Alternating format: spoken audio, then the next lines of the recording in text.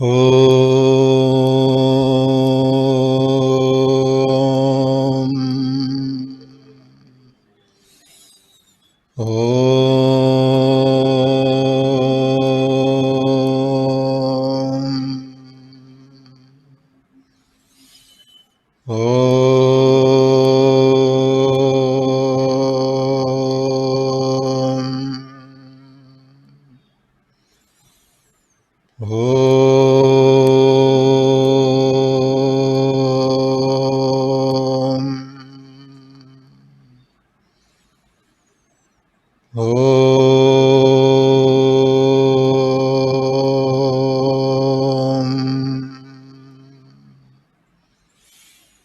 स्थापकाय च धर्मस्य सर्वधर्मस्वरूपिणे अवतारवरिष्ठाय रामकृष्णाय ते नमः।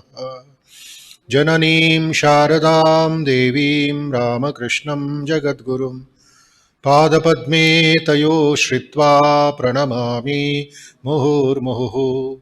नमः श्रीयतिराजाय विवेकानन्दसूरये सच्चित्सुखस्वरूपाय स्वामिने तापहारिणे अज्ञानतिमिरान्धस्य ज्ञानाञ्जनशलाकया चक्षुरुन्मीलितं येन तस्मै श्रीगुरवे नमः।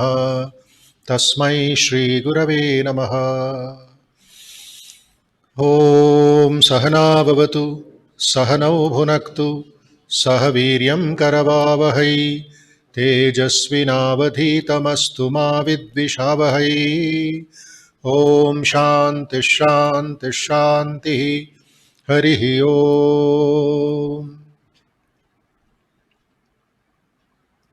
तेजोऽसि तेजोमयि देहि वीर्यमसि वीर्यं मयि देहि बलमसि बलं मयि देहि ओजोऽसि ओजो मयि देहि मन्युरसि मन्युं मयि देहि सहोऽसि सहो मयि देहि। सर्वे भवन्तु सुखिनः सर्वे सन्तु निरामयाः सर्वे भद्राणि पश्यन्तु मा कश्चित् दुःखभाग् भवेत्। सर्वस्तरतु दुर्गाणि सर्वो भद्राणि पश्यतु सर्वसद्बुद्धिमाप्नोतु सर्वः सर्वत्र नन्दतु। हरिः ओम्। శ్రీరామకృష్ణ ధ్యాన శ్లోకాన్ని పఠిస్తాను. దయచేసి అందరూ స్థిరంగా కూర్చొని కళ్ళు మూసుకొని రామకృష్ణ పరమహంసుల రూపాన్ని నామాన్ని మీ హృదయంలో తలుచుకోండి. ఆయన్ని చూడ్డానికి ప్రయత్నించండి. ఇతర విషయాలు, ఇతర వస్తువులు, ఇతర రూపాలన్నింటిని పక్కన పెట్టి రామకృష్ణ పరమహంస ఒక్కరే మీ హృదయ కమలములో కూర్చొని ఉన్నట్లుగా, విరాజిల్లుతున్నట్లుగా భావించాలి. ఏకాగ్రత, భక్తి, శ్రద్ధ కలపాలి ఒకచోట.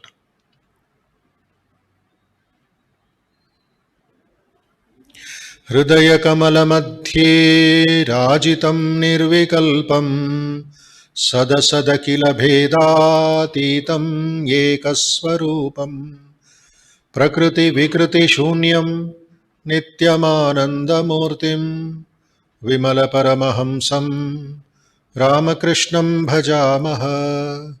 విమల పరమహంసం రామకృష్ణం భజామః.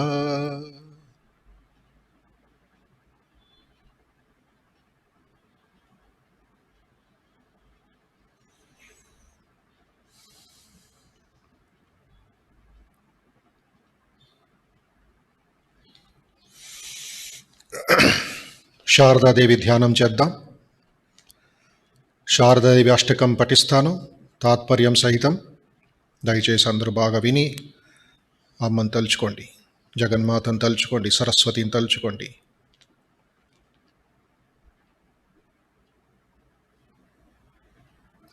దేవి ప్రసన్నవదనే కరుణావతారే दिव्योज्ज्वलद्युतिमयी त्रिजगज्जनित्री कल्याणकारिणि वराभयदानशीले मातर्विराज सततं मम हृत्सरोजे। प्रशांत मनोहर मुखारविंदमुगल ओ शारदामाता, मूर्ति भविंచిన కరుణావతారమా, దివ్య ప్రకాశ కాంతితో వెలుగొందుచు ముల్లోకాలను పాలించే జననీ, సకల మానవాళికి వరాలను రక్షణను ప్రసాదించి శుభాలను చేకూర్చే తల్లి, ఎల్లప్పుడూ నా హృదయ పద్మమునందు కొలువై ప్రకాశించవమ్మా.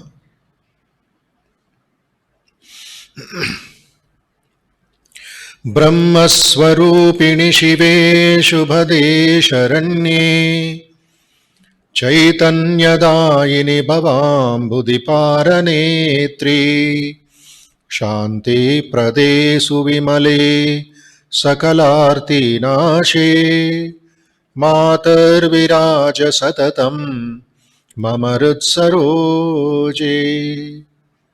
సంసార సాగరమును దాటించే చైతన్యదాయిని, ఓ బ్రహ్మస్వరూపిణి, సర్వజనులకు శుభాలను చేకూర్చి శాంతిని ప్రసాదించే స్నేహమయి, సకల జనుల ఆర్తిని నశింపజేసి రక్షణను కల్పించే నిష్కల్మషమూర్తి, ఓ తల్లి, ఎల్లప్పుడూ నా హృదయ పద్మమునందు కొలువై ప్రకాశించవమ్మా. వేదాంత వేద్య పరతత్వసుమూర్త రూపా, ఆద్యంత మధ్యరహితా శృతి సారభూత, ఏకాద్వయా హి పరమా ప్రకృతిస్త్వమాద్యా, మాతర్విరాజ సతతం మమ హృత్సరోజే. సమస్త వేదాల సారమా, మూర్తి భవించిన ఆత్మజ్ఞాన స్వరూపమా, ఆది అంతము మధ్యములు లేని వేదసార నిలయమా, సృష్టికి మూల కారణమై ఒకే అద్వయతత్వంగా భాషించే ఆదిశక్తి, ఓ తల్లి, ఎల్లప్పుడూ నా హృదయ పద్మమునందు కొలువై ప్రకాశించవమ్మా. మాయా మనుష్యతనుధారిణి విశ్వవందే, లీలా విలాసకరి చిన్మయి దివ్యరూపే, సృష్టి స్థితి ప్రళయకారిణి విశ్వశక్తే, మాతర్విరాజ సతతం మమ హృత్సరోజే. నిజ దివ్య రూపమును దాచి సాధారణ స్త్రీ వలె అవతరించిన దేవి, విశ్వజనులందరిచే పూజలందుకొనే మాత, దివ్య చైతన్య రూపిణి, బిడ్డలు భక్తులతో పలు విధములైన లీలలను సలిపి ఆనందించు మాత, సృష్టి స్థితిలయ కార్యములు పునర్చే విశ్వశక్తి, తల్లి, ఎల్లప్పుడూ నా హృదయ పద్మమునందు కొలువై ప్రకాశించవమ్మా. మాతర్విరాజ సతతం మమ హృత్సరోజే.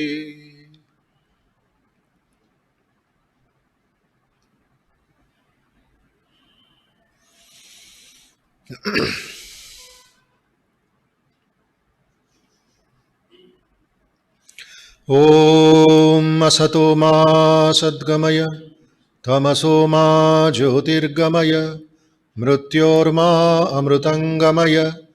ఓం శాంతి శాంతి శాంతి.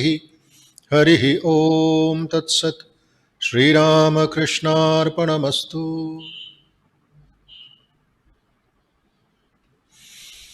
మనస్సులోనే సర్వవ్యాపి సర్వోత్తముడు సర్వజ్ఞుడైన భగవాన్ శ్రీరామకృష్ణ పాదపద్మాలకు సాష్టాంగ నమస్కారం చేస్తున్నామని భావించండి.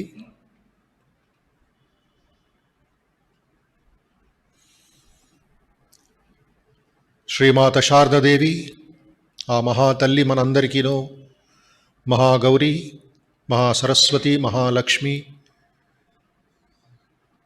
ఈ శారదా రూపంలో అవతరించారని మన విశ్వాసం. తల్లి పాదపద్మాలకు సాష్టాంగ నమస్కారం చేస్తున్నారని భావించండి. వీరేశ్వరుడు సప్త ఋషి మండలము నుండి అవతరించిన ఋషి, యుగాచార్యుడు, మూర్త మహేశ్వరుడు అయిన స్వామి వివేకానంద పాదపద్మాలకు ప్రణామాలు అర్పిస్తున్నాం. మనమందరం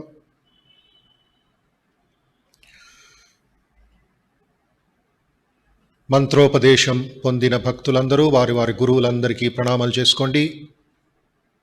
ఇతరులు ఎందరో మహానుభావులందరికీ వందనములు అనుకుంటూ, మన దేశంలో ఇతర దేశాల్లో ఉన్న మహాపురుషులు, యోగులు, సత్పురుషులు వారందరికీ మానసికంగా ప్రణామాలు, నమస్కారాలు.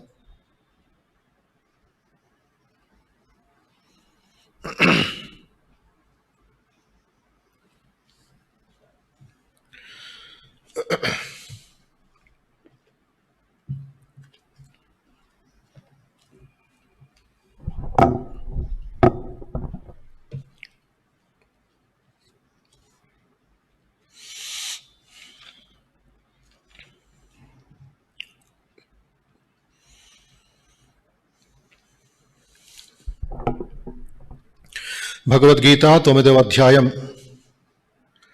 అర్థం చేసుకోవడానికి మనం అందరూ ప్రయత్నిస్తున్నాం. 29వ శ్లోకం నుండి 34వ శ్లోకం వరకు పారాయణం చేద్దాం.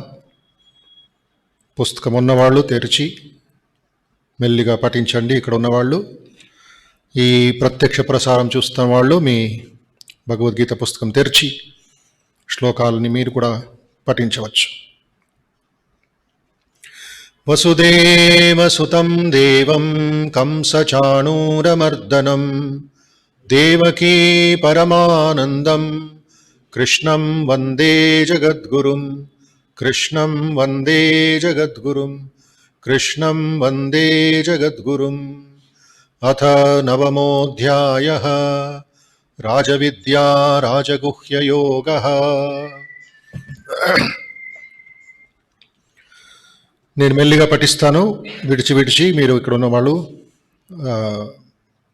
రిపీట్ చేయండి, అనుసరించండి. శ్రీ భగవానువాచ సమోహం సర్వభూతేషు నమే ద్వేష్యోస్తి న ప్రియః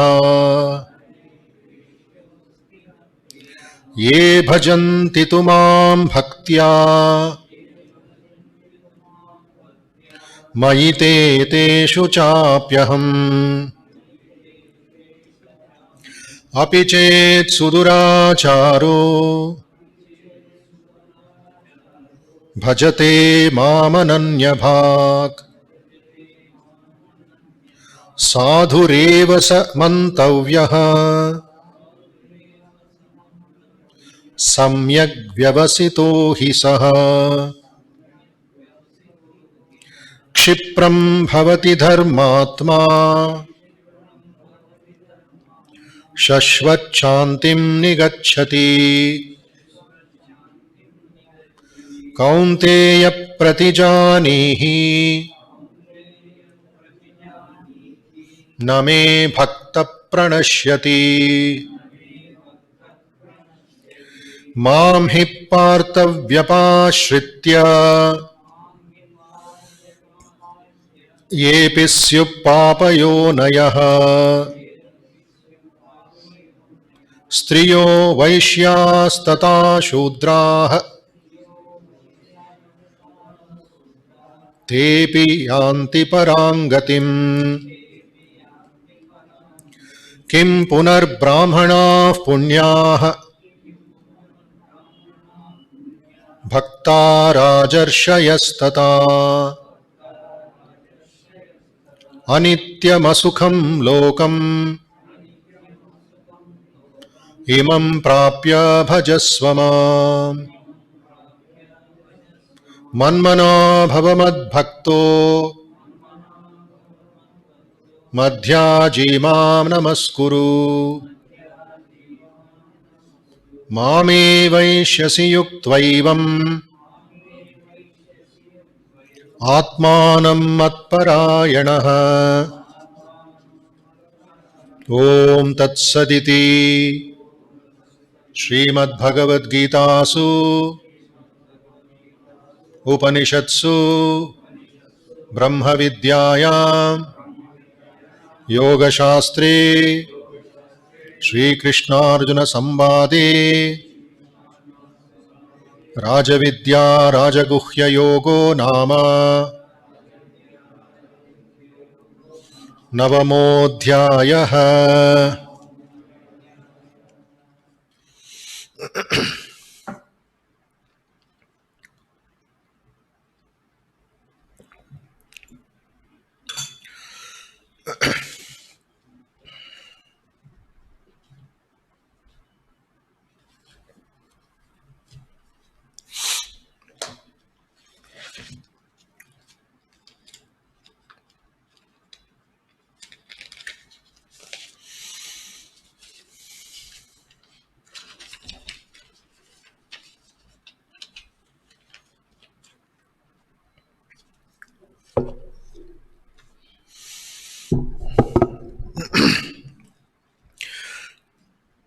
గత శనివారం మహాష్టమి కారణముగా ఇక్కడ తరగతి జరగలేదు.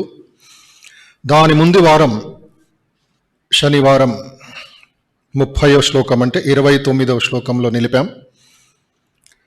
అష్టమి పూజ, నవరాత్రి పూజలు అయ్యాయి భారతదేశంలో. నిన్న పౌర్ణమి కారణంగా మహాలక్ష్మి పూజ కూడా జరిగింది. అయితే ముఖ్యంగా వివేకానందుడు కోరినట్లుగా మన దేశంలో ఆ తత్వాన్ని, దేవీ పూజ తత్వాన్ని ఆచరించటం లేదు అని 125 సంవత్సరాల ముందు స్వామి వివేకానంద ప్రకటించారు. అది ఇప్పటికి కూడా సత్యమే. ఊహలో ఉండిపోతాం మనం. పూజలు చేస్తే చాలు, నవరాత్రి అయిపోయింది, ఇంకా లక్ష్మీ పూజ అయిపోయింది, దీపావళి వచ్చేస్తుంది, దీపావళి రోజు పశ్చిమ దేశంలో కాళీ పూజ చేస్తారు, వంగదేశంలో రకరకాల భావాలు దూరిన ఆ పూజలతోనే మనం ఉండిపోయాం. అదే హిందూ ధర్మం అనుకుంటాం. ఎత్ర నార్యస్తు పూజ్యంతే రమంతే తత్ర దేవతాః అన్నాడు మనుస్మృతిలో. వివేకానంద దాన్ని కోట్ చేస్తారు 2-3 సార్లు ఆయన ఉపన్యాసాల్లో, ప్రసంగాల్లో. అది ప్రతి భారతీయుడు, గ్రామాల్లో ఉండేవాళ్ళు, ముఖ్యంగా పట్టణాల్లో ఉండేవాళ్ళు, యువకులు యువతీయులు గ్రహించపోతే 10 రకాల కరోనాలు మన బుద్ధిలోకి వెళతాయి. శరీరంలోకి వచ్చే కరోనా ఇన్ఫెక్షన్ని, ఆ వైరస్ని దాటవచ్చు, జయించవచ్చు. వ్యాక్సిన్ వస్తుంది అనే ఒక దీనిలో ఉన్నాం, మనం నమ్మకంతో ఉన్నాం. అయినప్పటికీ మనస్సులో కరోనా వస్తే ఎవరు రక్షించలేరు. సమాజం అల్లోలకల్లోలం అయిపోతుంది. ఆ దృష్టి ఏది ఉందో, ఆ సృష్టిలో ఉండే దృష్టి. అందుకే అర్జునుడికి కూడా విశ్వరూప దర్శనం చూపించే ముందు సాధారణ కళ్ళతో, దృష్టితో నువ్వు చూడలేవు నాయనా, దివ్య చక్షు దదామి అన్నాడు భగవంతుడు. దివ్య చక్షుని ప్రసాదిస్తున్నాను. ఆ విజన్, ఆ డివైన్ విజన్ అది. ఈ 2 కళ్ళతో మనం చూసేది ఆబ్జెక్ట్ మాత్రమే, వస్తువుని మాత్రమే. తల్లిని చూడలేకపోతున్నాం మనం. ఆ భావన మనలకి ట్రైనింగ్ అవ్వలేదు. అందుకే మళ్ళీ మళ్ళీ మళ్ళీ మళ్ళీ మాటికిను మనం తప్పుదారిలో వెళుతున్నాం. ఇది చదువుకున్నవాడి బాధ్యత. ఈ బాధ్యతని కర్తవ్యంగా మనం భావించి ఈ సందేశాన్ని నలుమూలలో నేర్పించాలి. ప్రచారం చేస్తే మాత్రం కాదు, నేర్పించాలి. ఆ క్యాటరాక్ట్ వస్తే ఏ విధంగా అంత మసిమసిగా కనబడుతుందో ఆ విధంగా మనస్సులో క్యాటరాక్ట్ వస్తే ఎవరు ఏమి చేయలేరు, ఆపరేషన్ చేయవలసిందే. ఈ శిక్షణ మనం పిల్లలకి ఇవ్వాలి, శిక్షణ మన ప్రజలకి ఇవ్వాలి. అది తప్ప వేరన్నీ చేస్తున్నాం. కెమెరాలు పెడుతున్నాం, రకరకాల అవి సెక్యూరిటీ, దీని గురించి ఆబ్జెక్టివ్ సొల్యూషన్స్, స్పిరిచువల్ సొల్యూషన్ ఇవ్వాలి. అదే వేదాంతం, అదే భగవద్గీత, అదే ఉపనిషత్, అదే రామకృష్ణ, అదే అన్నమాచార్య, అదే రామదాసు, అదే పురందరదాసు, అదే కనకదాసు. అదే తుకారాం. మరి ఏం చేశారు వాళ్ళంతా? పెద్ద పెద్ద లెక్చర్లు కట్టారా? లెక్చర్ ఇచ్చారా? పెద్ద పెద్ద భవనాలు కట్టారా? పాటలు రాసి భక్తితో ఆ జ్ఞానాన్ని తొలగించారు. అది పాడుతూ ఉంటాం మనం, అది మెకానికల్, యాంత్రికమైపోయింది. అది కూడా ప్రయత్నిస్తున్నారు, చాలదు. అందుకే నవరాత్రి అంటే రామకృష్ణ పరమహంస ఏమన్నారు? తల్లి విగ్రహ రూపంలో పూజించాం మనం. కుటుంబ సమేతంగా వచ్చింది ఆవిడ, హిమాలయాల నుంచి దిగి వచ్చింది మన ఇళ్లల్లోకి, పూజ స్వీకరించింది, మళ్ళీ వెళ్ళిపోయింది కుటుంబ సమేతంగా. ఇక్కడ వచ్చి చూశారు, కొంతమంది ప్రత్యక్ష ప్రసారం చూశారు, బెల్లూరు మఠ ప్రచారం చూశారు, ఈ ట్రాన్స్మిషన్ చూశారు, పూజలు చూశారు, కుమారి పూజలు చూశారు. ఎక్కడికి పోయింది అవన్నీ? మళ్ళీ గూడులో వెళ్ళిపోయింది. రామకృష్ణ పరమహంస అన్నారు, అక్కడ ఉన్న తల్లి ఇక్కడికి రావాలి, ఆహ్వానించాలి మనం. అంటే మన మనస్సు శుద్ధంగా ఉండాలి. మన మనస్సు, మన హృదయం తల్లి వచ్చేలాగా మనం పరిశుభ్రం చేసుకొని ఆవిడని ఆహ్వానించి, అమ్మా ఇహతిష్ట ఇహతిష్ట ఇహతిష్ట, ప్రతిష్ట తిష్ట. తిష్ట అంటే ఆహ్వానించడం, ప్రతిష్ట అంటే కూర్చొని ఉండమ్మా. అది ఎంత తొందరగా మనం ఆచరిస్తే, ఈ రామకృష్ణ సంఘం ఒక కాంట్రిబ్యూషన్. అది రామకృష్ణపురం జీవిత చరిత్ర చదవండి సరిగ్గా. తల్లి చంద్రమణి దేవికి ఎంత చివరి రోజు వరకు ఎంత గౌరవించారు శ్రీరామకృష్ణ పరమహంస. ఆయనే జగన్నాథుడు, ఆయనే అవతార పురుషుడు, ఎవరు రాముడో ఎవరు కృష్ణుడో అని మనం ఆరాధిస్తున్న రామకృష్ణ పరమహంస ప్రతిరోజు తల్లి చంద్రమణి దేవికి వెళ్ళి నమస్కారం చేసి, సాష్టాంగ నమస్కారం చేసి, అమ్మ యోగక్షేమాలు అడిగి మళ్ళా తిరిగి దక్షిణ దేవాలయానికి వచ్చేవారు చివరి రోజు వరకు. అదేవిధంగా స్వామి వివేకానందుల వారు కూడా, అదేవిధంగా శారదామాత కూడా చూపించారు. ఇది ఎక్కడో కాకమ్మ కథలు కాదు ఇవన్నీ. అదే రామకృష్ణ పరమహంస ఎవరిని పూజించారు? మాతృమూర్తిని పూజించారు. గాడ్ యాజ్ మదర్, ఆ భావాన్ని మళ్ళీ ఆయన జాగృతం చేశారు మన దేశంలో. బౌద్ధుల వల్ల, వైదిక సంప్రదాయాల వల్ల, నాస్తికుల వల్ల గాడ్ యాజ్ మదర్ అనే కాన్సెప్ట్ని మర్చిపోయాం మనం భారతీయులు. రామకృష్ణ పరమహంస మళ్ళా దాన్ని రివైవ్ చేశారు. కాళీమాతను పూజించారు ఆయన. పక్కన కృష్ణుడు ఉన్నాడు, అటు ఈశ్వరుడు ఉన్నాడు. 12 దేవాలయాలు, దక్షిణేశ్వర దేవాలయంలో అక్కడికి వెళ్ళేదని వెళ్ళి నమస్కారం చేసి వచ్చేవారు. అయితే ఆరాధ్య దేవత తల్లి కాళీ, జగన్మాత, భవతారిణి. గమనించాలి, ఆలోచించాలి బాగా. ఎందుకు రామకృష్ణ పరమహంస కాళీమాతని ఆరాధ్య దేవతగా స్వీకరించారు? కృష్ణుని ఎందుకు చేయలేదు? రాముడిని ఎందుకు చేయలేదు? శివుడిని ఎందుకు చేయలేదు? ఒకే కాంపౌండ్లో ముగ్గురు ఉన్నప్పటికీ ఒక ప్రత్యేకమైన ఒక ఇది ఉంది, దానికి లీల ఉంది, కారణం ఉంది, దానికి డీప్గా చదవాలి. అప్పుడు తర్వాత మొట్టమొదటి శిష్యురాలు ఎవరు? వివేకానంద కాదు, శారదామాత. వివేకానంద ఇత్యాది శిష్యుల తర్వాత వచ్చారు. రామకృష్ణ పరమహంస మొట్టమొదటి శిష్యురాలు శారదామాత, తన సొంత భార్య, ఒక స్త్రీ. మళ్ళా స్త్రీని మళ్ళా మొదటి గురువుగా ఆయన స్వీకరించారు. భైరవీ బ్రాహ్మణి, తాంత్రిక సాధన మొట్టమొదటి గురువు రామకృష్ణ పరమహంస సాధన లిస్టులో భైరవీ బ్రాహ్మణి. మళ్ళీ ఒక స్త్రీని గుర్తించారు గురువుగా, శిష్యురాలిగా, జగన్మాతగా. ఈ 3 కలిపి వివేకానందకి ఆయన ట్రైనింగ్ ఇచ్చారు, శిక్షణ ఇచ్చారు. ఆ వివేకానంద మళ్ళా ఆ దేశ విదేశాల్లో తిరిగి మదర్ వర్షిప్ని, శక్తి వర్షిప్ని సుభాష్ చంద్రబోస్ గారు రాస్తారు ఒక చోట. సుభాష్ చంద్రబోస్ గారు రాస్తారు ఏమని? Vivekananda was a Shakti worshipper. ముఖ్యంగా ఆయన శక్తిని పూజించారు, ఆరాధించారు. అందుకే భారత మాత మీద ఆ గౌరవం, ఆయనకి స్త్రీల పట్ల ఉన్న గౌరవం అది. అయితే ఇప్పుడు కావాల్సింది ఏమిటి? భగవద్గీత ద్వారా, ఉపనిషత్తుల ద్వారా, ఈ పూజ పురాణాల ద్వారా మనలో ఆ ఒక స్పిరిట్, మనలో ఆ ఒక వెలుగు మళ్ళీ బహిర్గతం అవ్వాలి. లేకుండా ఉంటే ఎన్ని పూజలు అవ్వలేదు, ఎన్ని వ్రతాలు అవ్వలేదు. మీ ఒక వ్యక్తి 60 సంవత్సరాలు బతికాయంటే 60 సార్లు దుర్గా పూజను చూశాడు, 60 సార్లు లక్ష్మీ పూజని ఆచరించాడు. అవునా లేదా? అంతే మరి జీవితం. వేసాకాలం 60 సమ్మర్స్ అంటారు అమెరికాని. వయసు ఎంత అంటే 60 సమ్మర్స్, 70 సమ్మర్స్ అంటే అన్ని సార్లు సైకిల్ లాగా తిరిగాడు 60. ఏమైంది ఆయనకి? టైం స్పెండ్ అయిపోయింది అంతే, క్వాంటిటీ. ఆ భావం మళ్ళా ఈ పూజల ద్వారా మనకి గుర్తింపు తెస్తుంది అంతే. ఈ భావంతో మీరందరూ ఎవరెవరో ఈ సంప్రదాయంలో మీరు పాటిస్తున్నారో, కేవలం గుడికి వచ్చానో లేదా రామకృష్ణ మఠానికి వెళ్ళిపోయిన దారిలో ఆర్టీసీ క్రాస్ రోడ్ వెళ్ళి వచ్చానని కాదు.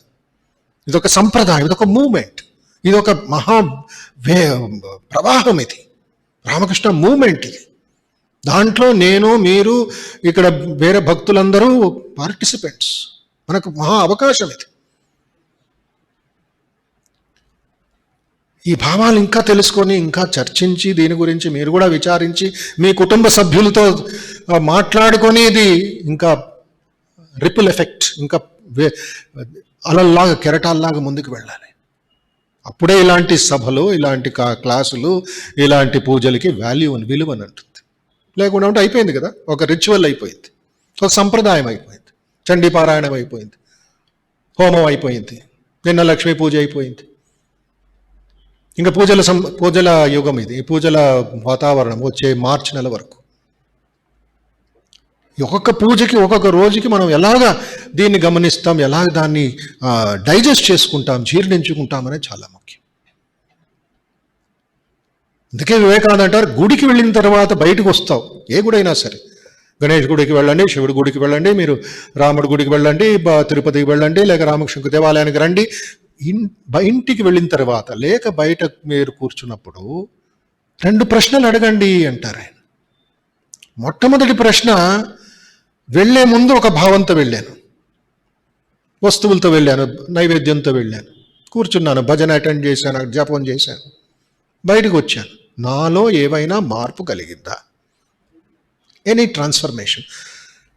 స్నానం చేసిన తర్వాత ఎంత హాయిగా ఉంటుంది మనకి, నిద్రపోయిన తర్వాత ఎంత హాయిగా ఉంటుంది. ఈ భావం మనకి ఇది జరగాలి. Have I transformed? 5 నిమిషాలు 50 నిమిషాలు ముఖ్యం కాదు, క్వాలిటీ అనేది ఇంపార్టెంట్. 5 నిమిషాల్లో అంటే 300 సెకండ్లు. ఈ 5 నిమిషాలు 300 సెకండ్లో మనం 250 సెకండ్లు ఏకాగ్రతతో భగవంతుడి, అదే పెద్ద లాభం మనకి, ఏదో సాధించినట్లు, ఒలింపిక్ గోల్డ్ మెడల్ లాగా. 50 నిమిషాలు కూర్చుంటాడు ఎవరో ఒకడు, ఆడి క్వాలిటీ ఎలా ఉంటుంది? 5 నిమిషాలే ఉంటుంది. నేను 50 నిమిషాలు కూర్చున్నాను, దేవుడు నాకు కనబడలేదు, నాకు ఆశీర్వాదం లేదంటే నీ ముఖం, నీ తప్పుదారిలో వెళుతున్నావు. తాళం పెట్టుకొని నువ్వు ఇలాగ తిప్పుతూ ఉంటే ఎలా డోర్ ఓపెన్ అవుతుంది? దాన్ని తిప్పే ఒక రీతి ఉంటుంది కదా, ఓపెన్ చేసే ఒక పద్ధతి ఉంది కదా. క్వాలిటీ అనేది ఇంపార్టెంట్. మార్పు కలిగిందా? Have I become better? మొట్టమొదటి విషయం. రెండవది, స్వామి రంగనాథాంజీ గారు ఎప్పుడు చెప్తూ ఉండేవారు, దేవుణ్ణి ఒక విగ్రహం రూపంలో చూసావు, అమ్మని చూసావు, జగన్మాతని చూసావు, ఆరాధించావు, ప్రార్థన చేశాం, ఆరతిలు చేశాం. అక్కడ చూసిన అమ్మని, ఆ విగ్రహంలో, ఆ ఫోటోలో చూసిన అమ్మని వీధుల్లో ఉన్న అమ్మతో ఎందుకు మనకి కనబడతలేదు? అమ్మ నాకు అక్కడెందుకు కనబడతలేదు? అక్కడెందుకు ఒక స్త్రీ రూపంలో కనబడుతుంది? అక్కడెందుకు ఒక కామవాంఛంతో మనస్సు చేయబడుతుంది? ఎందుకు అలాగా మోసం చేసే ఒక భావం వస్తుంది? అంటే లోపల నువ్వు ట్రాన్స్ఫార్మ్ అవ్వలేదు, రాయిలాగా ఉండిపోయావు. ఈ 2 ప్రశ్నలకి మనం ఆన్సర్ చేసుకోవాలి. కపటతనం ఉంటే లాభం లేదు. శ్రీకృష్ణుడు అంటాడు, కపటతనం ఉంటే లాభం లేదు. Greater is the fall of that person. జాగ్రత్త అంటుంది ఉపనిషత్తు. తస్మాత్ జాగ్రత్త. కాబట్టి కొంచెం జాగ్రత్తగా ఉండు. చీకట్లో వెళ్ళేటప్పుడు ఎంత జాగ్రత్తగా ఉంటాం మనం? మీ మొబైల్ లైట్ లేదు, వీధి లైట్ లేదు, మీకు ఏ విధమైన టార్చ్ లైట్ లేదు, ఎంత జాగ్రత్తగా వెళతాం? ఒక్కొక్క మెట్టు మేము ఎందుకు వేసుకొని వెళుతూ ఉంటాం? గొయ్యి ఉండొచ్చు, రాళ్ళు ఉండొచ్చు, పాము ఉండొచ్చు, ముళ్ళు ఉండొచ్చు, జాగ్రత్తగా వెళతామా లేదా? కేర్లెస్గా వెళ్ళిపోం కదా, అహంకారంతో వెళ్ళిపోం కదా, దెబ్బలు పడతాయి, కాలు ఎరుగుతుంది. అదే భావంతో మనం మన వ్యవహారంలో ఆ జాగ్రత్త వహించాలి. అందుకే పూజ, దుర్గా పూజ, శక్తి పూజ, లక్ష్మీ పూజ, కాళీ పూజ ఇదేనా సాధారణం? ఇదా? ఋషులేం పిచ్చివాళ్ళ? ఈ మోడర్న్ వర్తమాన యుగం లేదని చెప్పారు, వాళ్ళకెంత ఇదేనే అంటే ఏమిటి అర్థం? నీకు అన్నీ వచ్చేసాయా? అంత దూరం వెళ్ళిపోయారా? అంత కొమ్ములు వచ్చేసాయా మనకి? శారదామాత ప్రశ్నిస్తా, ధ్యానం చేసిన మాత్రం నీ కొమ్ములు వచ్చాయా, లేక నువ్వు 4 డిగ్రీలు యూనివర్సిటీలో సంపాదించిన మాత్రం నీ కొమ్ములు వచ్చాయి? ఏమైంది నీకు? ఆ ట్రాన్స్ఫర్మేషన్ అనేది చాలా ముఖ్యం. అందుకే ఎన్నో పూజలు మనం మన ధర్మంలో, మన సనాతన ధర్మంలో, హిందూ ధర్మంలో ఉన్నప్పటికీ కొంచెం వివేకానంద కఠినంగా మాట్లాడుతూ ఉంటారు. రిలీజన్ అనేది జోక్ అయిపోయింది మనందరికీ, లైఫ్లెస్ మోకరీ అయిపోయింది. What we want is character అంటారు. నాస్తికుడైనా పర్వాలేదు, క్యారెక్టర్ ఉంటే పర్లేదు అంటారు. ఆ భావంతో మనం పూజల్లో పాల్గొనాలి, పూజ చేయాలి, పారాయణాలు చేయాలి. ఆ భావంతో మళ్ళీ బయటికి వెళ్ళినప్పుడు వ్యవహారం ప్రాక్టికల్ వేదాంత అవుతుంది. అది అనుష్ఠాన వేదాంతం. ఆ వేదాంతాన్ని మనం భగవద్గీతలో సంక్షిప్తంగా చూస్తున్నాం, సంక్షిప్తంగా అర్థం చేసుకుంటున్నాం. ఏమంటాడు ఇక్కడ భగవంతుడు? 28వ శ్లోకం, శుభాశుభఫలైరేవం మోక్షసే కర్మబంధనై సన్యాస యోగయుక్తాత్మా విముక్తో మాముపయిష్యసి. చూడ ఎంత మంచి మాట. శుభ అశుభ ఫలాలు, శుభము ఏదో అశుభం ఏదో రెండూ త్యాగం చేయాలి, రెండు సమర్పణ బుద్ధి, సమర్పించాలి భగవంతుడికి. శుభ అశుభాలకి మరొక మారు పేరేమిటి? ఇష్టనిష్టాలు, కార్య అకార్యాలు, ధర్మ అధర్మాలు. అందుకే ఉపన్యాసం అయిన తర్వాత మేము ఏం చేస్తాం? శ్రీరామకృష్ణార్పణమస్తు. జపం తర్వాత ఏం చేస్తాం? శ్రీరామకృష్ణార్పణం. ఆ ఫలం కూడా ఇచ్చేయి, ఎందుకంటే ఫలం నాకు కావాలంటే బంధం క్రియేట్ అవుతుంది. మీరు బయటికి ఇంటి నుంచి బయట రామకృష్ణ మఠానికి వస్తారో, మీరు ఆఫీస్కి వెళ్తారో, మార్కెట్కి వెళ్తారో, రామకృష్ణార్పణమస్తు ప్రారంభించండి బండిని. అప్పుడు క్షేమంకరి అని తల్లికి మరొక పేరు, ఆవిడ రక్షిస్తుంది. ఇంటికి వెళతారు. మళ్ళీ రామకృష్ణ మఠం కార్యక్రమం అయిన తర్వాత 8ంటికి ఇంటికి వెళతారు, లేక మీరు మార్కెట్ నుంచి ఇంటికి వెళతారు. మళ్ళీ మీ గృహంలోకి వెళుతున్నప్పుడు రామకృష్ణ గృహంలోకి రామకృష్ణార్పణమస్తు. ఈ విధంగా వ్యవహార రీతిలోనూ మనం ఆచరించాలి. ధర్మాధర్మానికి అతీతమైన పరధర్మానికి వెళ్ళాలంటే ధర్మాధర్మాలు, మంచి చెడులు త్యాగం చేయాలి, అర్పించేయాలి. నాహం కర్త నాహం కరోమి, నాహం కర్త నాహం కరోమి అంటుంది, నేర్పిస్తుంది ఉపనిషత్ ఋషులు మనకు నేర్పిస్తారు. ప్రారంభించే ముందు నేను కర్తను కాదు, నేను భోక్తను కాదు, నాహం కర్త నాహం భోక్త. అది పఠిస్తూ ఏమవుతుంది? మనస్సులో ఆ విధమైన అలవాటు కలుగుతుంది. అలవాటు ద్వారా మనం తప్పు పనులు చేయము. ప్రారంభంలో తప్పులు ఉండొచ్చు, ఒప్పులు ఉండొచ్చు, అది ఎక్స్క్యూజబుల్. శుభఫలైరేవం మోక్షసే కర్మబంధనై. కర్మబంధన ఏంటి? సుఖ దుఃఖాలు. సుఖము దుర్గము, ధర్మము అధర్మము, నిత్యం అనిత్యం అన్ని బంధనాలే. మీరు ఇక్కడ చైర్లో కూర్చున్నారు, బంగారు సంఖ్యలు తెచ్చి మిమ్మల్ని కట్టేస్తానండి, బంగారంతో చేసిన సంఖ్యలు. మీకు చాలా ఇష్టం అవుతుంది కదా, చాలా బాగుంది స్వామీజీ, బంగారం ఇచ్చారు నాకు, అయితే మిమ్మల్ని కట్టేశాను, జాగ్రత్త, ఒక ఇంచు కూడా మీరు కదలలేరు. అప్పుడేమవుతుంది? మీకు 2 నిమిషాలు ఆనందిస్తారు, బంగారం కదా బంగారం కదా. తర్వాత కాళ్ళు లోపలు పుడతాయి, తీయండి బంగారం అండి, మీకు చాలా ఇష్టం అండి, లలితా జ్యువెలరీ తెచ్చానండి, తీయండి ఫస్ట్. బంగారం గోల్డ్ సెట్ కట్టి పెట్టారు నన్ను, స్వాతంత్రం లేదు, స్వేచ్ఛ లేదు. అది శుభం అయినప్పటికీ అది నాకు బంధమే. ఇనుప సంఖ్యలు తెస్తా, ఇనుపుతో చేసిన సంఖ్యలు మిమ్మల్ని కట్టేస్తాను, బంధిస్తాను. అప్పుడు సుఖంగా ఉంటారా? లేదు. అప్పుడు కూడా మీకు స్వేచ్ఛగా. ఇటువైపైనా బంధమే, అటువైపైనా బంధమే. రెండు అర్పించు. అర్పిస్తూ ప్రతిరోజు ఏం పని చేసినా ఆ భావంతో చేస్తే, సేవాభావంతో చేస్తే, భక్తిభావంతో చేస్తే దీనికి ముందు శ్లోకంలో చెప్పినట్లుగా భగవంతుడు యత్ కరోషి యదశ్నాసి యజ్జుహోషి దదాసి యత్ తపస్యసి కౌంతేయ తత్ కురుష్వ మదర్పణం. ఏం పని చేసినా, ఏమి తిన్నా, ఏమి నువ్వు కొనుక్కున్నా, ఏమి నువ్వు యజ్ఞం తపస్సు చేసినా తత్ కురుష్వ మదర్పణం అన్నాడే. ఇవి చేస్తే నీకు మోక్షం, అది చేస్తే నీకు మోక్షం లేదు అని అనలేదు. యత్ కరోషి, ఎక్కడికి వెళతావో నీ ఇష్టం. నీకు తెలుసు ఎక్కడికి వెళుతున్నావు, ఏం తింటున్నావో తెలుసు, ఎలా తినాలో తెలుసు. అది తినే భావం ఏమిటి, ఎక్కడ కూర్చొని తింటున్నావు, హోటల్లో తింటున్నావా, ఇంట్లో తింటున్నావా? నేను చెప్పారని కాబట్టి మీరు ఎక్కడికో వెళ్ళి తిరగడం కాదు, అది ధర్మా విరుద్ధం అవుతుంది.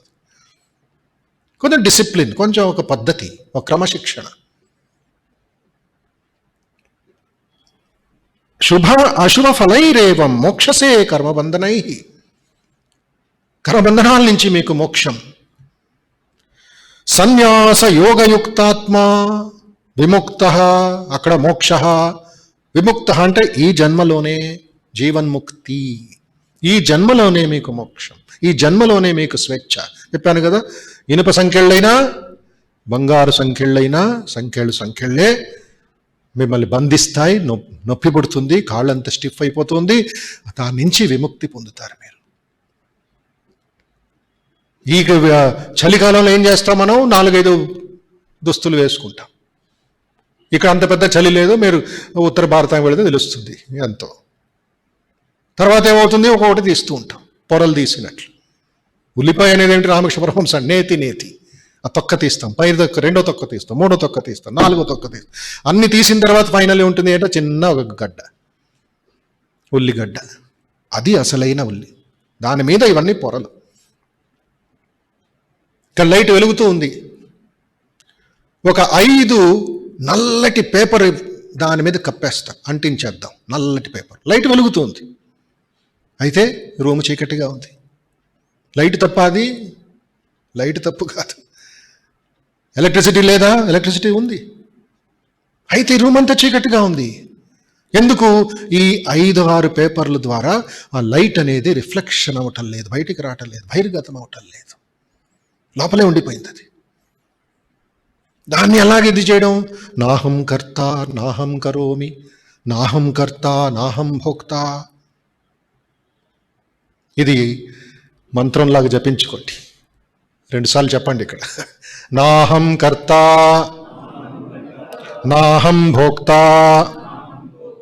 నాహం కర్త నాహం భోక్త.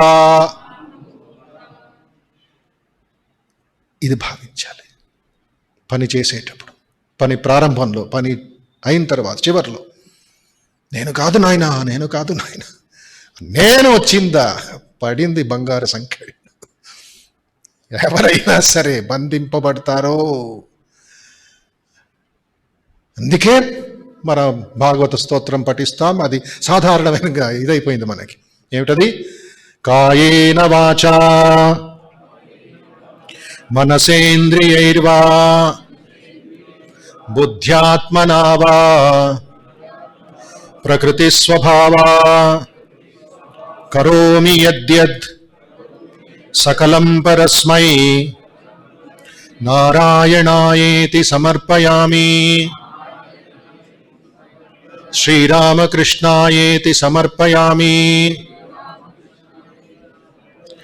కాయేన వాచా మనసేంద్రియైర్వా బుద్ధ్యాత్మనా వా ప్రకృతే స్వభావా కరోమి యద్యత్ సకలం పరస్మై నారాయణాయేతి సమర్పయామి, శ్రీరామకృష్ణాయేతి సమర్పయామి. చూడండి, ఏ పని చేసినా అని వస్తుంది. కాయేన వాచ, మాటలు, బుద్ధితో, మనస్సుతో, మాటలతో, శరీరముతో, ప్రకృతి స్వభావముతో, బుద్ధ్యాత్మనావా ప్రకృతే స్వభావాత్ కరోమి యద్యత్ సకలం పరస్మై. సకలం పరస్మై కరోమి, ఏమి చేస్తున్నప్పటికీనో ఎవరికి వెళ్ళాలి అది? నారాయణాయేతి సమర్పయామి, రామకృష్ణాయేతి సమర్పయామి. అది మన గమ్యం. ఎక్కడి నుంచి వస్తున్నారనేది ఇంపార్టెంట్ కాదు, ఏ విధంగా వెళుతున్నారనేది ఇంపార్టెంట్ కాదు.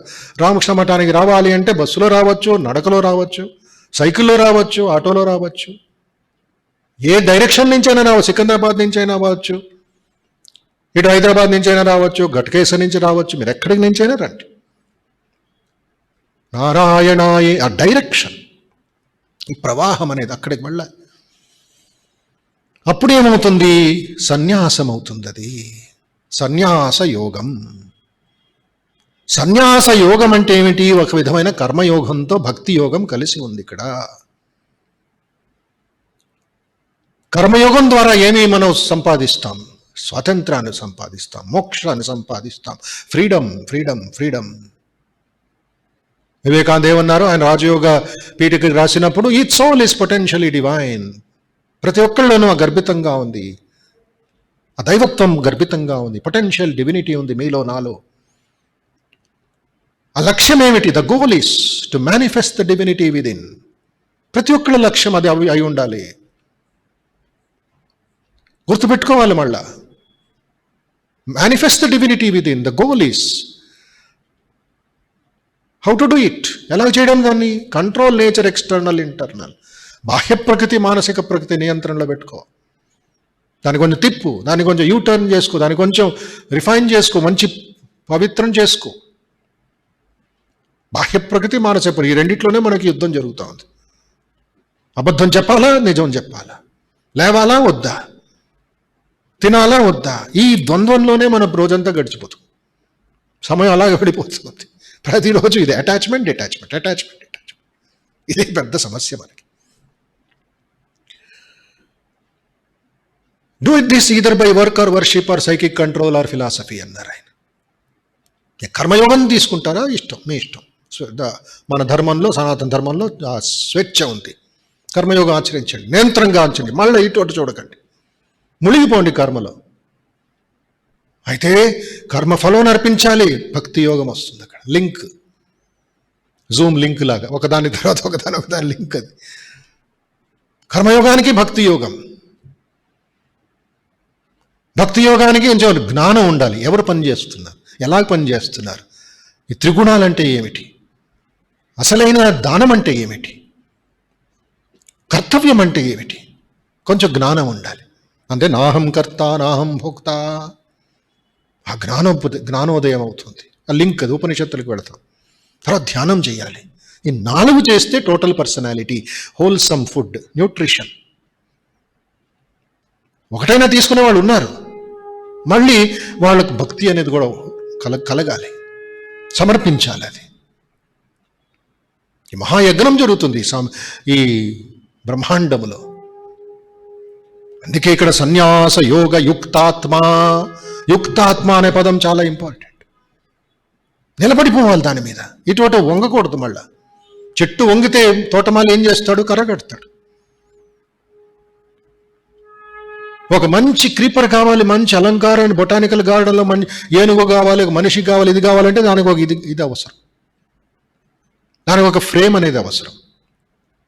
ఆ ఫ్రేమ్ నుంచి దూరం వెళ్ళిపోద్ది ఆ మొలక, దాన్ని మళ్ళా కడతాడు. ఆ డిసిప్లిన్ అనేది అక్కడ వస్తుంది. సన్యాస యోగయుక్తాత్మ, నిలబడిపోవాలి. 1 గంట సేపు నేను కూర్చుంటాను జపంలో అంటే అక్కడ 1 గంట సేపు, అది ప్రజ్ఞాబుద్ధి, శతప్రజ్ఞ లక్షణ అంటే అది సన్యాసం అవుతుంది. మానసికంగా అర్పించేది, కర్మఫలాన్ని అర్పిస్తాం. అప్పుడు విడిపోతుంది, ఈ బంధనాల నుంచి మనం విముక్తి పొందుతాం. మెల్లిమెల్లిగా అది ఓపెన్ అయిపోతుంది, ఫ్రీడమ్. గొంగళి పురుగు నుంచి ఒక మంచి చిలక ఇది వచ్చినట్లు, మంచి బటర్ఫ్లై వచ్చినట్లు, ఆ విధంగా మనలో సన్యాస యోగ యుక్తాత్మ విముక్త. ఈ దీంట్లోనే మోక్షం. జీవన్ముక్తుడవుతాడు. మరణం తర్వాత ఏమవుతాడు చెప్పక్కర్లేదు, మోక్షం. అందుకే భగవంతుడు అంటాడు ఇక్కడ, నాకు శుభాశుభాలైన కర్మలను అర్పించడం అనే యోగాన్ని, సన్యాస యోగాన్ని ఆశ్రయిస్తే ముక్తుడవు అవుతావు. ముక్తుడు అవుతావు అంటే జీవన్ముక్తుడు అవుతావు. తదుపరి దేహత్యాగానంతరం నన్ను పొందుతావు, మళ్ళీ ఇక జన్మించవు. బంధనాల నుంచి మనం ఎప్పుడైతే మెల్లిమెల్లిగా ముందుకు వెళతామో తిన్నగా ఎక్కడికి వెళతాం?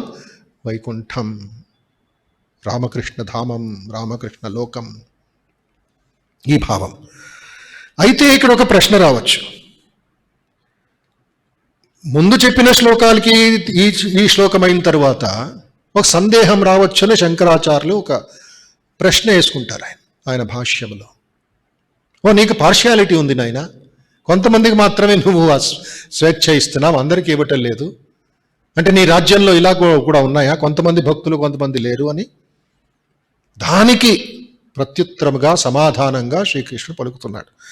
సమోహం సర్వభూతేషు నమే ద్వేష్యోస్తి న ప్రియః ఏ భజంతి తు మాం భక్త్యా మయి తే తేషు చాప్యహం. అహం నేను సర్వభూతేషు సకల భూతాల ఎడ సమః, సేమ్నెస్, ఈవెన్నెస్, సమః, పైన కింద చిన్న పెద్ద అని లేదు, సమః. సూర్యుడు ఉదయించిన వెంటనే ఆయన కిరణాలు ఎవరి మీద పడతాయి? మీ ఇంటి మీదే పడతాయా? పక్కింటి వీళ్ళ మీద పడదా? అడవుల్లో పడదా? పురుగుల మీద పడదా? పేదవాళ్ళ మీద పడదా? ప్రైమ్ మినిస్టర్ మీద పడదా? అందరి మీద దేశం అంతా సమః, ఈవెన్నెస్, సేమ్నెస్, సమవర్తిని. మే నాకు, ద్వేష్య అప్రియుడు, నా అస్తి లేడు. మహావాక్యం ఇది. శ్రీరామకృష్ణ పరమహంస కథామృతం చదువుతున్నప్పుడు ఈ వాక్యాలు మనకి గోచరమవుతాయి. ఎవ్రీబడి ఈజ్ వెల్కమ్ రామకృష్ణ రాజ్యములు, రామరాజ్యములు, కృష్ణ రాజ్యములు. సమం సర్వభూతేషు, ప్రియుడు కూడా, నా అస్తి లేడు. కానీ ఎవరు, ఇక్కడ ఒక క్లాజ్ ఉంది, మంచి catch-20 అంటారు దాన్ని. ఎవరు నన్ను భక్త్యా, అక్కడ ఇంపార్టెంట్. ఇక్కడ దారిలో మనం తప్పు దారిలోకి వెళ్ళిపోతాం. GPS ఉన్నప్పటికీ ఎక్కడో వెళ్ళిపోతాం. GPS టర్న్ రైట్ అంటుంది, ఎవరో టర్న్ రైట్ అని చూస్తే పెద్ద చెరువు ఉందంట. వాళ్ళు సరిగ్గా చెప్పలేరు. కొండల ప్రాంతంలో వెళుతున్నా టర్న్ లెఫ్ట్ అంటే 5,000 అడుగులు గోయి ఉంది, అది ఫాలో చేస్తాం మనం. భక్తి ఇంపార్టెంట్. భక్త్యా, భక్తితో, భజంతి, భజిస్తారో, భక్తితో భజిస్తారో, భక్తితో నైవేద్యం చేస్తారో. భక్తి అనేది అసలైన వెన్నపూస. కెమెరా, ఎలాంటి కెమెరా ఉన్నప్పటికీ విద్యుత్ సంచారం అవసరమా లేదా? భక్త్యా భజంతి తే వారు మయి, నాయందు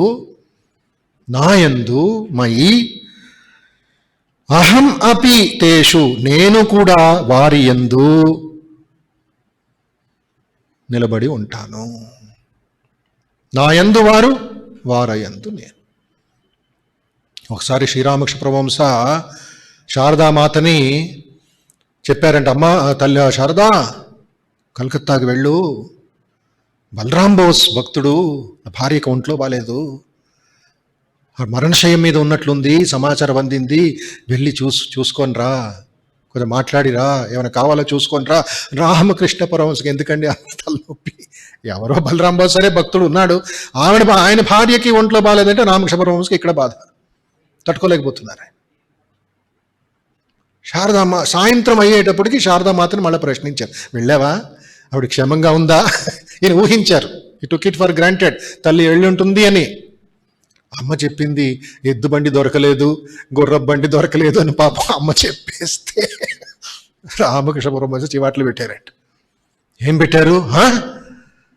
బలరాం బోస్ అలాంటి భక్తుడు, ఎంత తీవ్రమైన భక్తుడు, నీకు మళ్ళా ఎద్దు బండి కావాలా, గుర్రపు బండి కావాలా?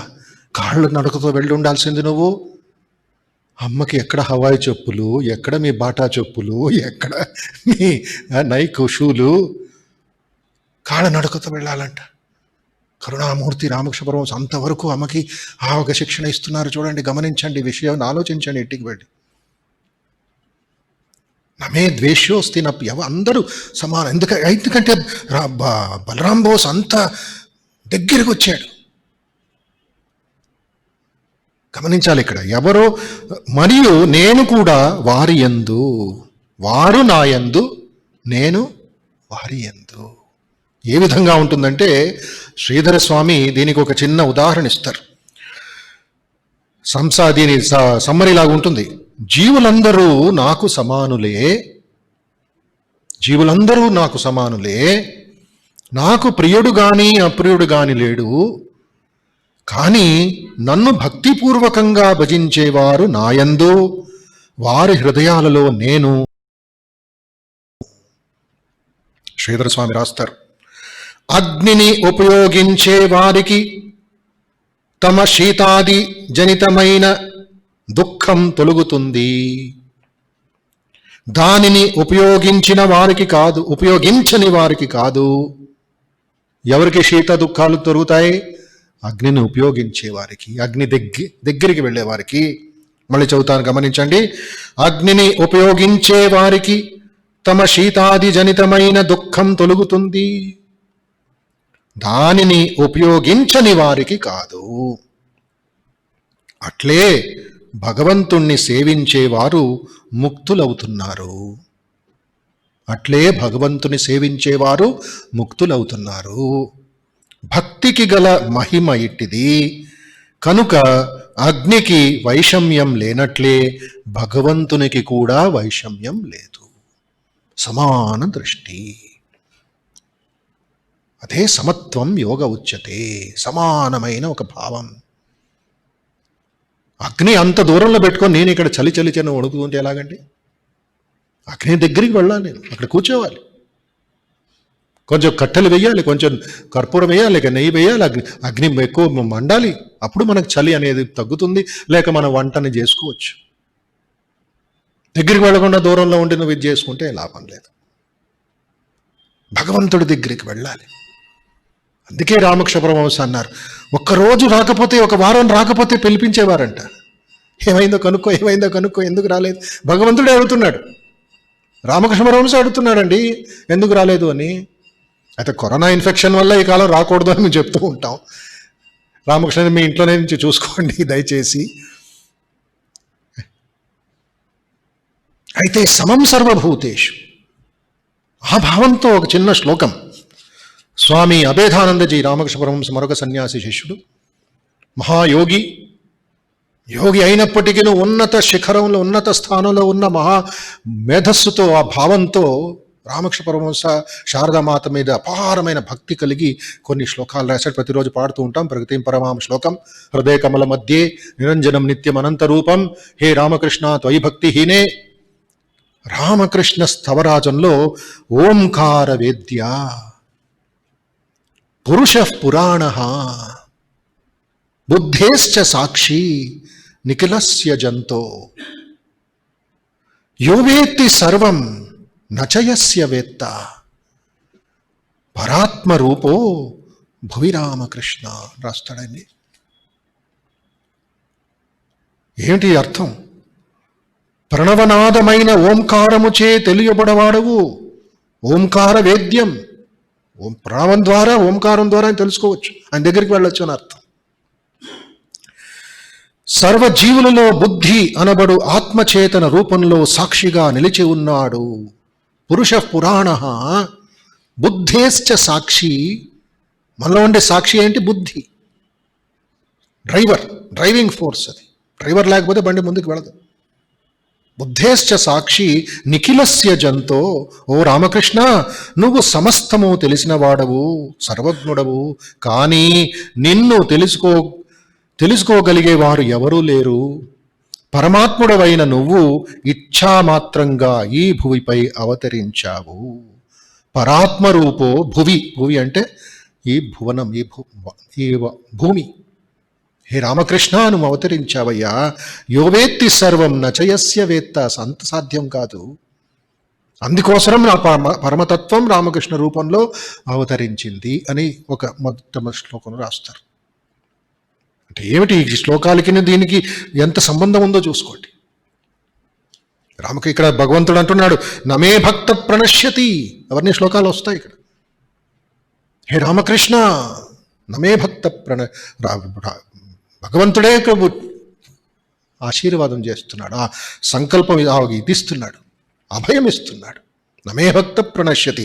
నమే భక్త ప్రణశ్యతి పొందాలంటే మనం పై శ్లోకం అర్థం తెలుసుకోవాలి.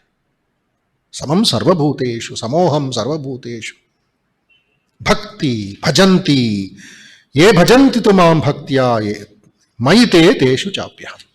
వేదాంత తత్వం 29వ శ్లోకం 34 వరకు మనకి నేర్పిస్తున్నాడు భగవంతుడు. వచ్చే శనివారం దీన్ని అర్థం చేసుకోవడానికి ప్రయత్నిద్దాం. ఓం శాంతి శాంతి శాంతి. హరి ఓం తత్సత్.